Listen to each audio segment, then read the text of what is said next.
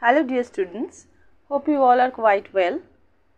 So today we will revise the chapter 7, India, Location, Political Division and Physiography. And in my previous class, I already started the revision of this chapter, and we already revised the physiographic divisions, the political divisions, neighboring countries, and main physiographic divisions. Among the main physiographic divisions, the Great Himalaya. So today we will revise the other physiographic parts of India. You know, to the south of the northern mountains lies an extensive flat plain. Here is the northern mountain range, and south of northern mountain plain lies an extensive flat plain with an elevation of less than 300 meters above the sea level. The Peninsula Plateau lies in the south. This is Peninsula Plateau. Lies in the south of this vast plain. So, this plain is also known as Indo-Gangetic Plain. Northern plain is also known as Indo-Gangetic Plain. You can see here in this green part. It is northern plains. Actually, it is made up of alluvium deposited by the rivers Indus, Ganga, Brahmaputra and their tributaries. This plain is extremely fertile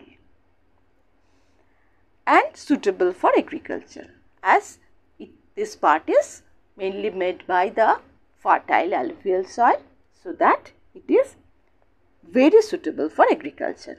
And this plain stretches for about 2,500 kilometers from the west. From the west it is Punjab to east, the Brahmaputra. This plain comprises of three sections: the Indus plain, here the Indus plain, the Ganga plain and the Brahmaputra plain. Indus plain, Ganga plain, Brahmaputra plain. Firstly, the Indus plain is drained by the Indus, by the river Indus. You can see here. Indus plain is drained by the river Indus and its tributaries Chenab, Jhelum, Ravi, Vyas and Satluj. A major portion of this plain lies within Pakistan. You can see here, a major portion of this plain lies in Pakistan. A low watershed separates this plain from the Ganga plain. Here is Ganga plain. The Ganga plain is the most extensive part of the northern plains and covers Uttar Pradesh, northern Madhya Pradesh, Bihar and West Bengal. This part is drained by the Ganga and its tributaries Yamuna, Ghaghara, Gandak, Koshi, Son and Damodar. The Brahmaputra valley is a relatively narrow lowland. Here, Brahmaputra valley is a relatively narrow lowland. It extending for a length of about 700 kilometers. This plain is drained by the Brahmaputra and its tributaries Subarnashri, Varali, Manas, Dhansiri and Tista. Brahmaputra originates in Tibet. Here in Tibet, Brahmaputra originates in Tibet. And it is here in Tibet, it is known as Sangpo. This plain is located in Assam. Brahmaputra plain is located in Assam. The Ganga and Brahmaputra rivers join in their lower course. Here you can see Ganga and here Brahmaputra join here in their lower course.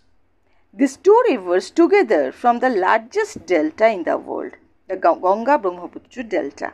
It is also called as Sundarban delta. Here it is called as Sundarban delta. You can see here. And you know, a major part of it lies in Bangladesh. Here is Bangladesh, major part of this Sundarban Delta lies in Bangladesh. The Brahmaputra joins the Ganga and the combined rivers flows through Bangladesh as the Padma. Okay. And next is the Peninsula Plateau. To the south of the northern plains lies the oldest landmass of the Indian subcontinent. It is Peninsula Plateau.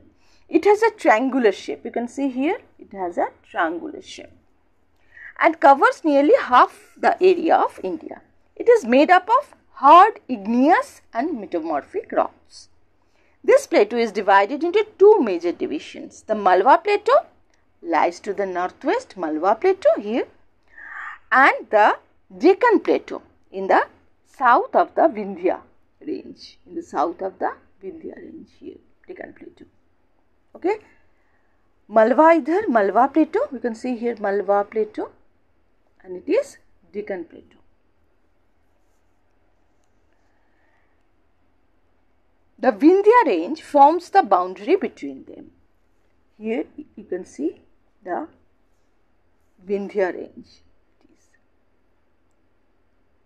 Here it is Vindhya range.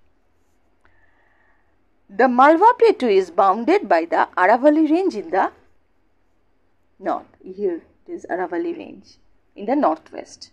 And the Vindhya in the south.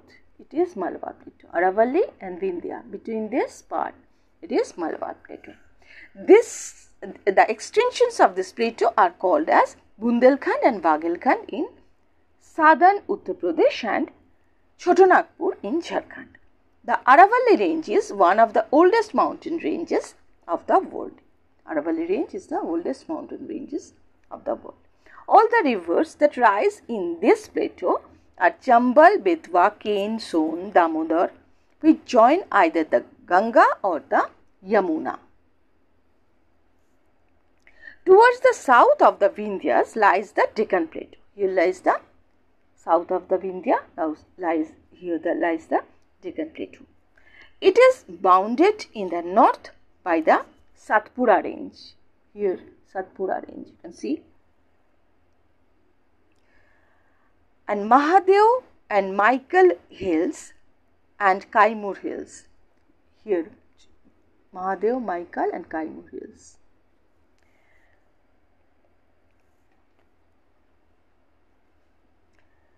In the south, it extends up to the tip of the peninsula. It is the tip of the peninsula. It extends towards the tip of the peninsula.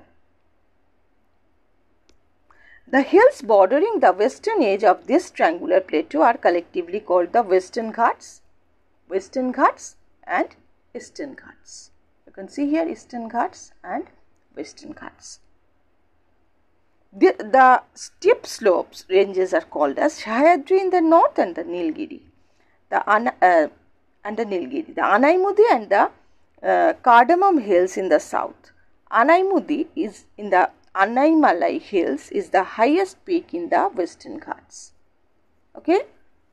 The hills that form the eastern edge of the Deccan Plateau are collectively called as Eastern Ghats.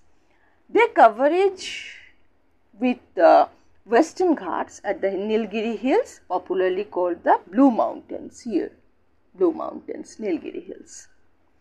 The northwestern part of the Deccan Plateau, covering Maharashtra and parts of Gujarat and Madhya Pradesh, is called the Deccan Trap. Here, this part is called as Deccan Trap. This range is made up of sheets of lava which had oozed out from huge cracks in the earth's surface. It is millions of years ago. It occurs millions of years ago. The lava sheet forms steps. Actually, trap means steps. Steps-like feature this part. For that it is called as Deccan Trap. There are many flat-topped hills in this area. Deccan Plateau is drained by many rivers.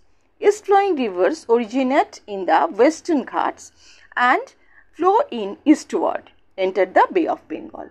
East-flowing rivers, this Mahanadi, Godavari, Krishna and Kaveri.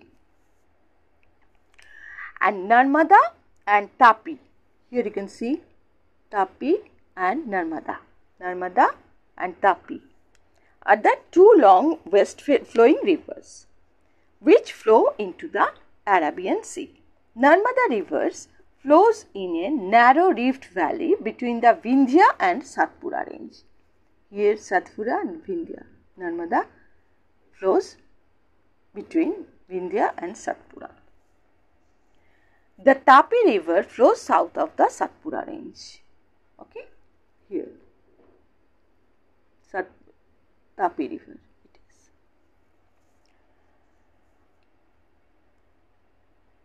Next is the coastal plains. There are coastal plains along the margins of the Deccan Plateau. East coastal plain and western coastal plain. The western coastal plain is relatively narrow except in Gujarat. In Gujarat it is broader.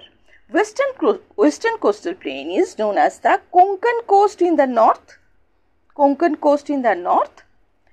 and in Maharashtra and Karnataka actually, and the southern part is called as the Malabar coast. There are many lagoons and backwaters along the Kerala coast. There are several beautiful beaches on the Goa, Kerala and Maharashtra coasts. The eastern coastal plain is broader. You can see here, eastern coastal plain is broader and more continuous than the west coastal plain. The southern part is called as Coromandel coast. The southern part of eastern coast is called as Coromandel coast. There are large fertile deltas built by the Mahanadi, Godavari, Krishna and Kaveri. The tidal forests, rich in mangrove trees, etc., cover large areas of the Ganga Delta in West Bengal, known as the Sundarbans. It is known for its rich biodiversity. And the tidal forests are mangrove forests, always remember. And Chilika in South Odisha is India's largest brackish water lake. Here is Chilika lake. Chilika. It is largest brackish water lake. It is rich in biodiversity. It is a natural abode of the green sea turtles, dolphin, sandpiper, migratory birds and several types of fish. There are some differences between western and eastern coastal plain. Actually, western coastal plain are narrower, eastern coastal plains are broader. And there are, in western coastal plain, there are more harbors as the coastline is indented. And there are less natural harbors in eastern coastal plain as the coastline is continuous. And there are presence of backwaters. And here in eastern coastal plain, more lagoons are present. And next is third desert. Next part, physiographic division is third desert. In the state of Rajasthan, to the west of the Aravalli range, there lies the third desert. This is a region of inland drainage. There are many salt lakes, of which the Sambal lake is the largest. Most of the rivers or streams of this vast sandy regions either drain into saltwater lakes or disappear into the sand. Luni is the only large river in the third desert. Luni is the only large river in third desert. Okay. The desert is covered by rock surfaces and sand dunes. Dunes are vast tracts of moving sand with different shapes and sizes. Next are the islands. There are a number of small and large islands, some of which are of a volcanic origin and some are of coral origin. Lakshadweep Island, here you can see in the Arabian Sea. Lakshadweep Islands lying in the Arabian Sea are a group of coral islands. They are actually located off the coast of Kerala, and there are 36 islands in all. Some of these ring-shaped islands with fringing coral reefs are called atolls, and these islands are hardly a meter above sea level, and so these are under the threat of being submerged in the sea. And next is Andaman and Nicobar Islands. It lies in the Bay of Bengal. There are a group of 324 islands that are volcanic in nature. Actually, these islands are the peaks of the submerged volcanic mountains. The Andaman Islands are separated from the Nicobar Islands by the 10-degree channel. Okay. Indira Point in Nicobar group of island, you can see here, is the last point of Indian territory. A barren island is the only active volcano in India is located here. So this was the physiographic divisions of India. And you know that our India, there are diversification in physiographic features, and the northern mountains, the northern plains and the peninsular plateau together form a well-knit geographical unit. And the northern mountains have formed a physical barrier against foreign invaders in the past. And the mighty Himalayas also acted as a shield which protect our country from the cold winter winds coming from the Arctic region.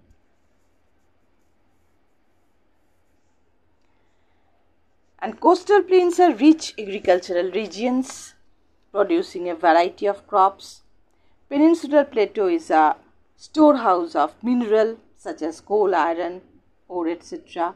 Northern plains have fertile alluvial soils and abundant water supply from various rivers. And you know, each major physical region is important in its own way in contributing to the welfare of the country and the people, obviously. And all these regions and their resources together make India a strong and united nation. So we completed the revision of chapter 7, and in my next class I'll revise another chapter. So this much for today, and bye till my next class.